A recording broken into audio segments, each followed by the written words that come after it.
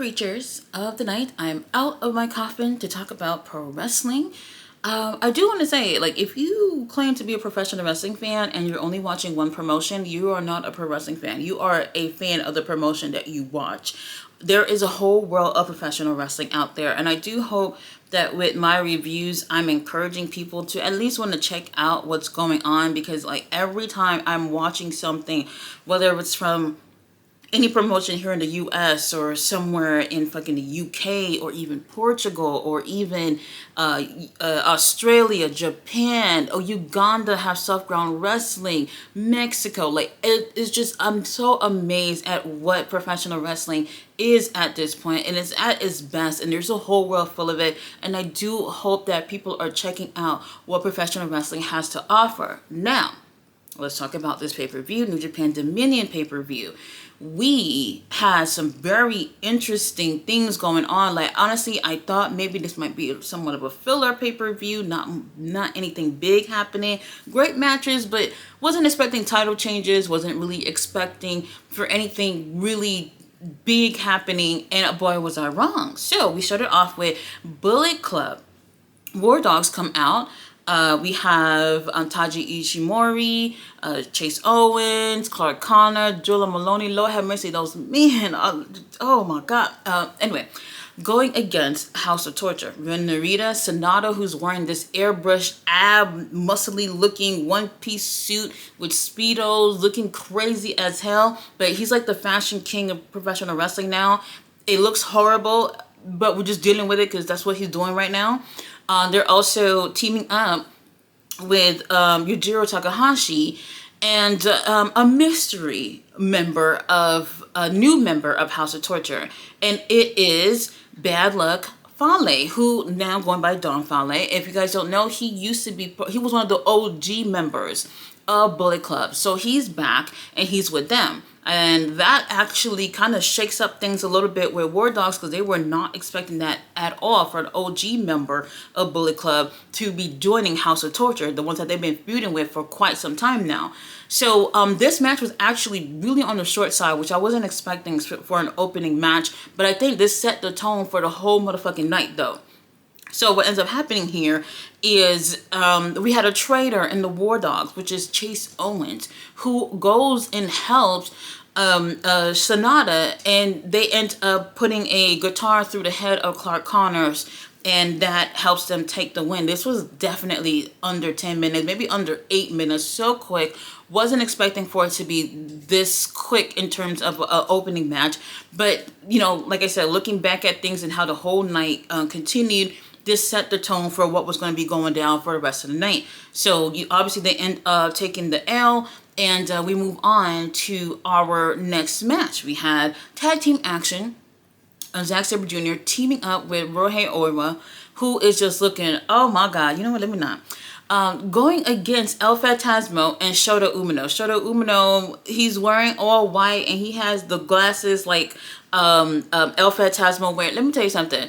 Shota Umino, I don't want to say I don't like him. I don't not like him. I think he's okay. But I feel like he is in a major identity crisis right now, and has been for quite some time. And honestly, I don't know how to fix it. I really don't know how to fix it. I even suggested months ago, like last year, for him to even just go with the Death Riders and start out from there and see what they can come up with at that point. And obviously they didn't do that. And right now he's just flip-floppy with the whole persona thing. Now he's wearing glasses and hugging children with El Phantasmo, which is very interesting. Really great matchup here. Just a little something to see some of y'all favorites on the card, because they ain't doing anything. They're not going to put a TV title on the line either. So a little tag team action going on here. We did end off the match with Shota Umino and Zack Sabre Jr. Now, if you guys remember correctly, back at Wrestle Kingdom, we did have Shota versus Zack Sabre Jr. Obviously, y'all know how that went. Zack ended up winning and retaining the IWGP Heavyweight Championship. And Shota Umino is just locking up with Zack Sabre Jr. like, bitch, you got me last time. I'm gonna pin you this time. Now Shota does everything he can, and it ain't much. Zack Sabre Jr. ends up taking the win, and Zack looks at him like, "Bitch, you'll never learn. You'll never learn." And they end up winning. Now look, so Shota Umino, I don't know. I just don't know what we can do with that. We're gonna leave it to God at this point. Now, here we have Yuya Uemura going against President Tanahashi. The ace come out there. Everybody and their mamas is losing their shit. They love him. That's our president. And I'm just going to say, like, this, he's doing more than I can do. How about that? He's doing more than I could do in the ring. But I do feel like he probably shouldn't be wrestling as much, in this little retirement tour that he got going on. And luckily, his last match is going to be at Wrestle Kingdom in January. So I just feel like he don't have to be at all the damn shows. How about that? The match was okay. We did have Yuya, who was holding onto his shoulder and onto his arm. He had fractured his arm last year, about like over a year ago. And that came into play in the match. And Tanahashi ends up taking the win. That really, really surprises Yuya. And Yuya just look at him like, bitch, we're going to run this back. Because there's no way I'm going to let your old ass come and beat me up like this. I didn't care for this. It's whatever. We're moving on. All right, y'all. So this one right here is really what woke my ass up watching the show. Because trust me, it was like 3 o'clock in the morning, maybe a little bit before that, before this particular match came on. So this is for the IWGP Junior Heavyweight Tag Team Championship. So you guys know Master Wato and Yo, they have the championships. So they are going against Kanemaru and Sho. Sho is so beautiful. That's a beautiful man. And when Kanemaru comes out, he has a sling on. And I'm like, baby, what happened to you? Like, what's going on? And he has a sling on, and it looked like he can't compete. He got his sneakers and his jeans on. I'm like, okay. So the match is still going on. Is Sho gonna do this by himself? Like, what's going on? So then music hit, and everybody's quiet. Like, whose music is that? Who's that?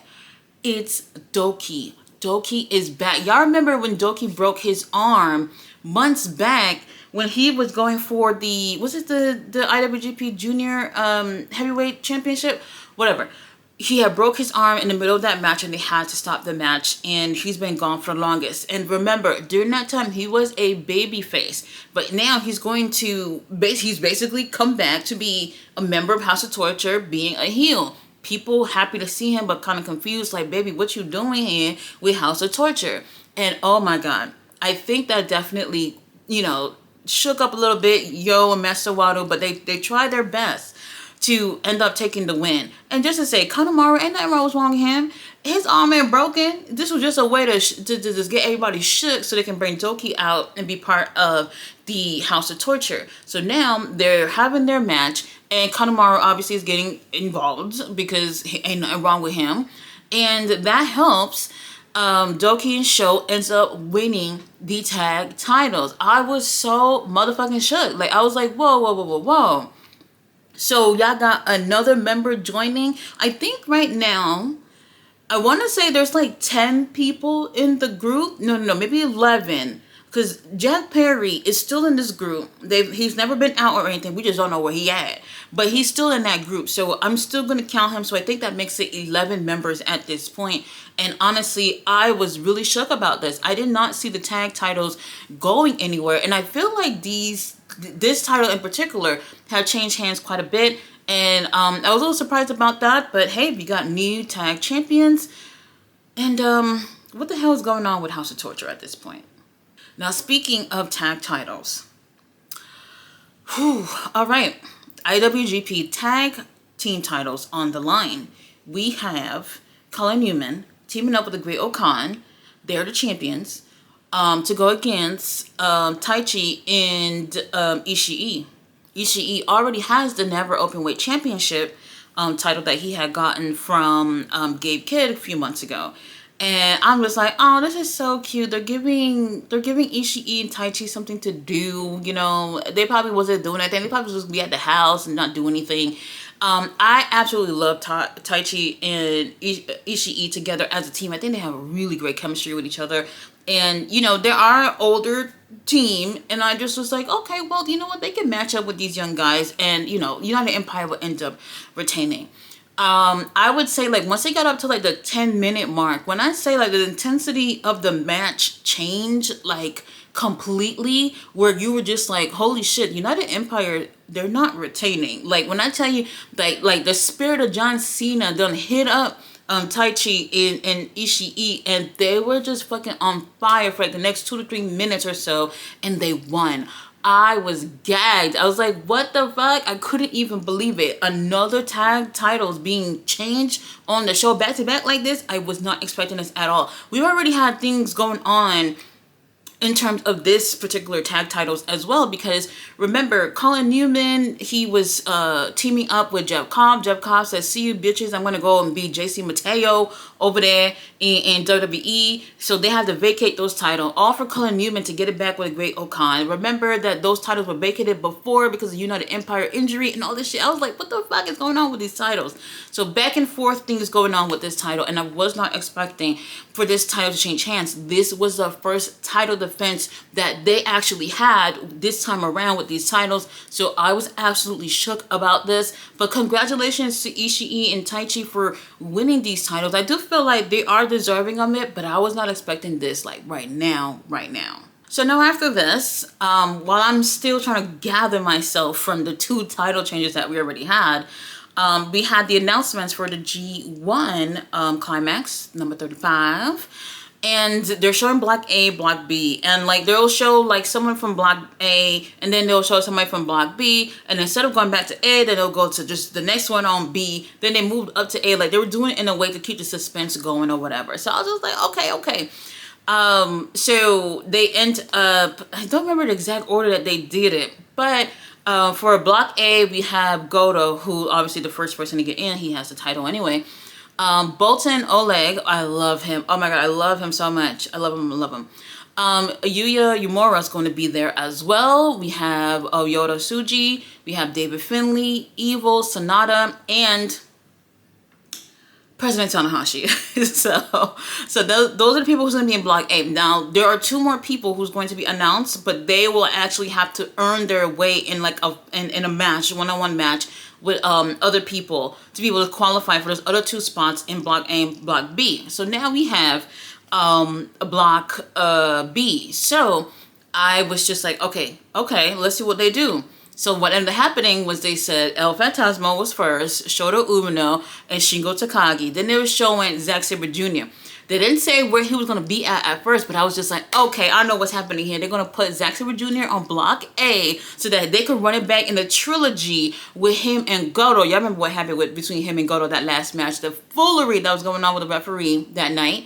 So I'm thinking that's what they was going to do. Then they go and say Zack Sabre Jr. Block B. I said, Block B? They're not even going to lock up if he's on the opposite block. I couldn't even believe it. I was really upset about that. But anyway, Great Okan was announced after that. Gabe Kidd, Ren Narita, and then Konosuke Takeshita. Our boy Takeshita. We love him. We do.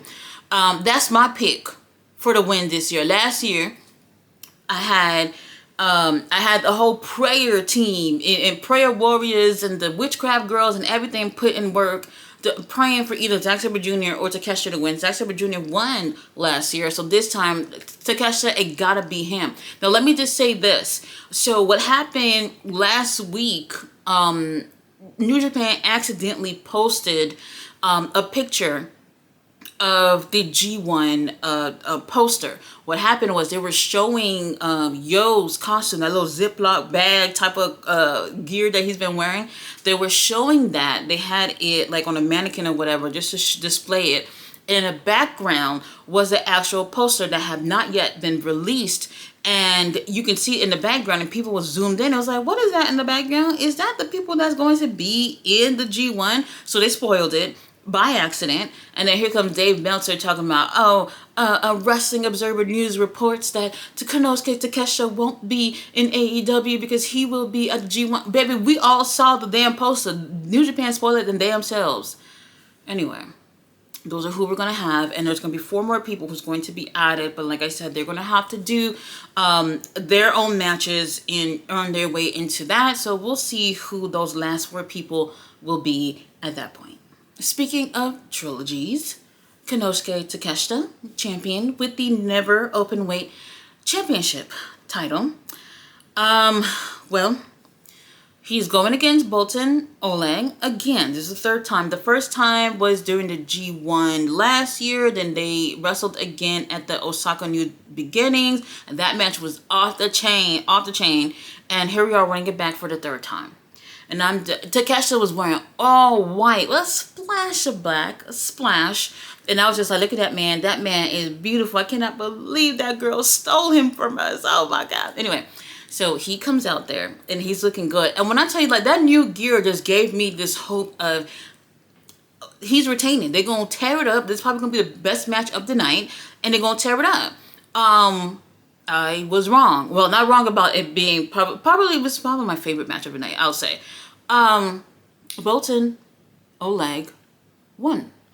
Takeshita lost. And I think a lot of people were shocked because I was on X and looking at everybody's reactions, and people was just like, well, we happy for him, for Bolton Oleg to win, but Takeshita, like, what was going on?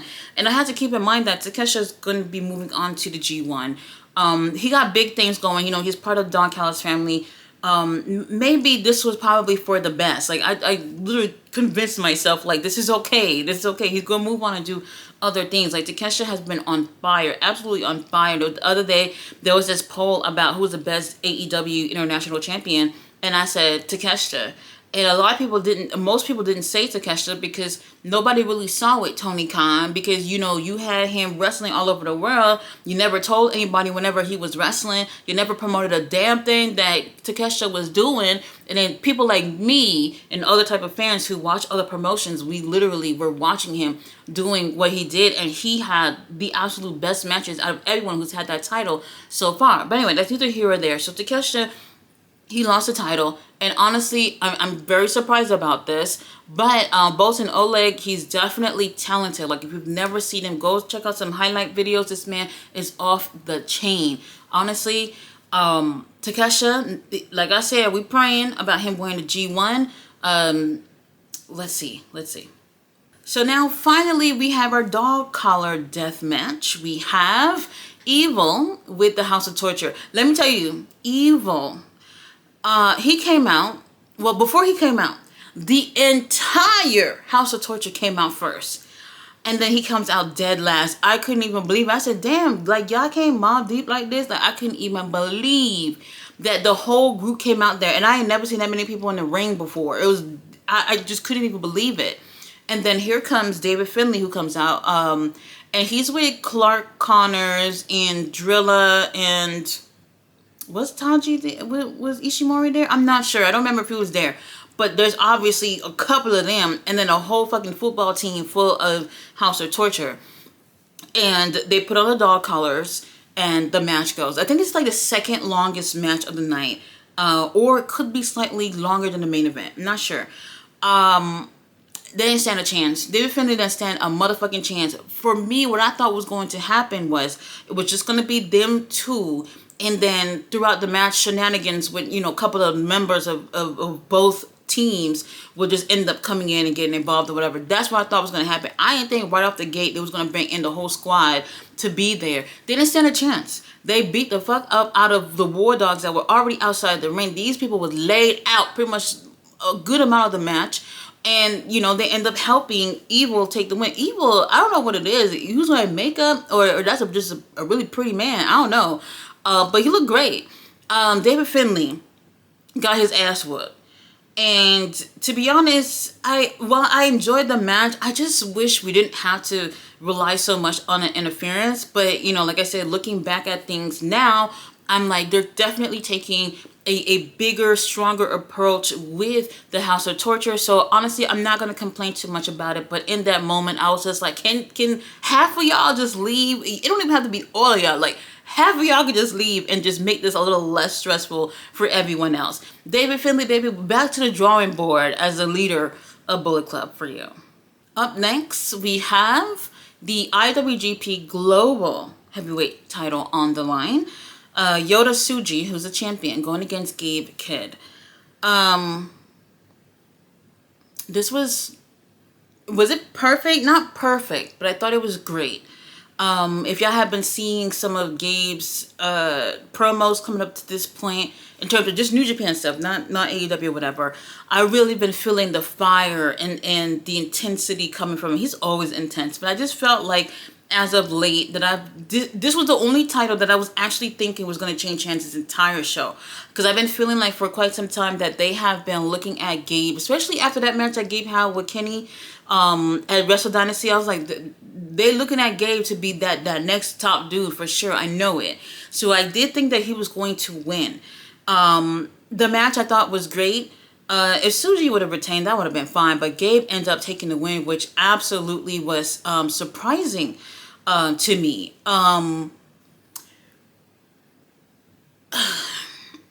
Where do I begin? So for me, I enjoy him in New Japan. When he came to AEW, I was like, all right, baby, what you doing here? And to be honest, I don't think that there's going to be any follow-up.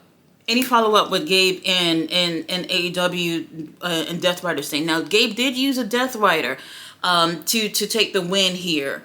And I thought that was a nice little touch that they did with that. But I don't really know if it's leading to anything, because he just won this title.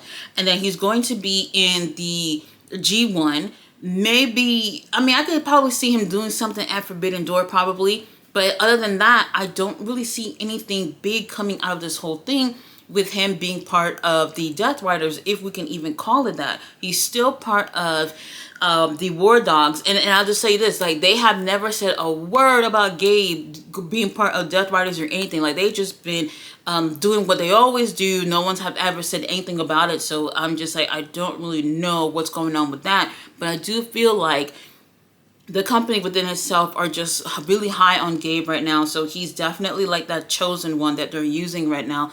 And with him having this title is definitely justified. And I know for a fact, like, a huge target's on his back. He was even really emotional after the match. He was doing his promo after the match. And I thought that he gave a little bit Japanese and he spoke in English or whatever. But I honestly thought, like, okay, like, baby, like, you have everything right now. Don't fuck it up. Don't fuck it up. So a lot of eyes on him. So the pressure is definitely on for Gabe Kidd. Congrats to Gabe for the win. So now we have the IWGP World Heavyweight title on the line. We have Hiroki Goto going against Shingo Takagi. Remember, Shingo Takagi, he was just like, oh, when Zack and Goto was talking, he said, look, I ain't got no wife. I ain't got no kids. And I've never held this championship before, and I'm coming at you. If you go against Zack and Zack loses, I'm next. So we already know what happened. Zack had his match with Goto. Foolishness happened with that. So, you know, referee pretty much fucked the whole thing up. And then here is Shingo's turn to go for the title. I think this might have been the longest match of the night. And I think that they both did really well. They had great chemistry. You could really see the shift in Takagi. Like, throughout this match, he's like hungry. You know when somebody's hungry for something? And I believed it. I believed it in everything that he did. And I was just like, I don't know that they would actually have Goto lose this before the G1. I didn't think that that would be the best way to go about this. But Goto ends up retaining, which honestly is just fine with me. I know a lot of people are enjoying Goto, some people not so much. From what I'm seeing, I think more of the Japanese fans are a little bit more high on him than what I see I don't know, the American fans or foreign fans. They're not absolutely goo gaga over Goto, but I do think that he's been a great champion so far. Had great title defenses. Now after the match, he goes backstage and he sits down and he goes, y'all gonna be called Zack Sabre Jr. to come on out here. And I was like, what the fuck? What you mean Zack Sabre Jr. come on out here?